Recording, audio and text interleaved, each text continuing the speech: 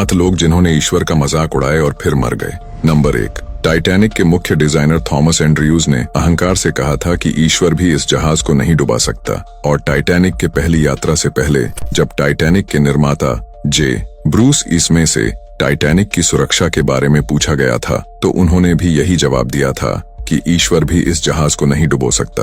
आपको पता ही होगा कि टाइटैनिक के साथ क्या हुआ। नंबर 2, मर्लिन मुनरो एक बार पादरी बिली ग्राहम से मिली और उन्होंने उनसे कहा कि उन्हें अपने जीवन में शांति के लिए यीशु की तलाश करनी चाहिए। तो उनके जवाब में मर्लिन कही कि मुझे आपके यीशु की जरूरत नहीं है। ऐसा कहने के 1 हफ्ते बाद वह अपने अपार्टमेंट में मृत पाई गयी। नंबर 3, जॉन लेनन जब बीटल्स रॉक बैंड बहुत सफल होने लगा था तो उन्होंने एक इंटरव्यू के दौरान कुछ ऐसा कहा जो उन्हें कभी नहीं कहना चाहिए था। उन्होंने कहा कि ईसाई धर्म खत्म हो जाएगा, गायब हो जाएगा और सिकुड़ जाएगा। हम अब यीशु मसीह से ज्यादा मशहूर हैं। उस इंटरव्यू के कुछ समय बाद बैंड के एक फैन ने उनकी हत्या कर दी।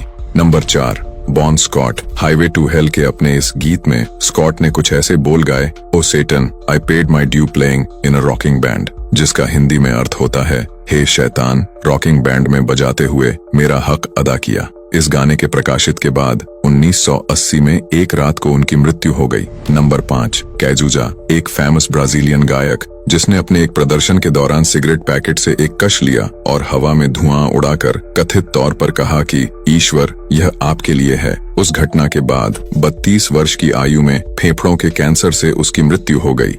नंबर 6, स्टीफन हॉकिंग उन्होंने अपने एक किताब द ग्रैंड डिजाइन में लिखा है कि भौतिकी नियम में विशेष रूप से गुरुत्वाकर्षण किसी ईश्वर के आवश्यकता के बिना ब्रह्मांड शून्य से खुद को बना सकता है। और अपने जीवन काल में हॉकिंग ने ईश्वर को सिर्फ एक काल्पनिक चरित्र कहा। हम सभी जानते हैं कि उन्होंने कैसे मृत्यु देखी। नंबर 7, टैंक्रेडो नेवेस ब्राजील के एक राजनीतिक नेता। उन्होंने अपने राष्ट्रपति अभियान के दौरान कथित तौर पर कहा कि अगर उन्हें अपनी पार्टी से 5 लाख वोट मिले तो ईश्वर भी उन्हें सत्ता से नहीं हटा सकते।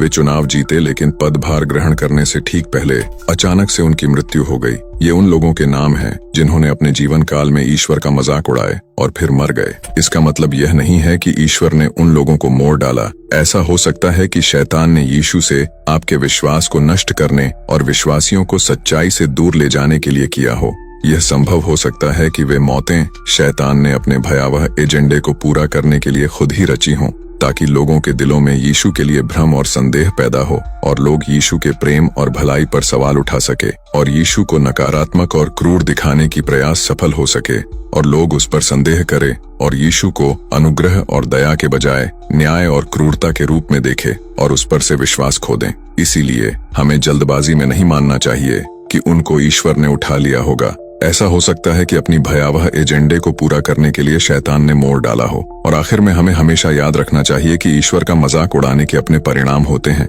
इस बात का जरूर से ध्यान रखें।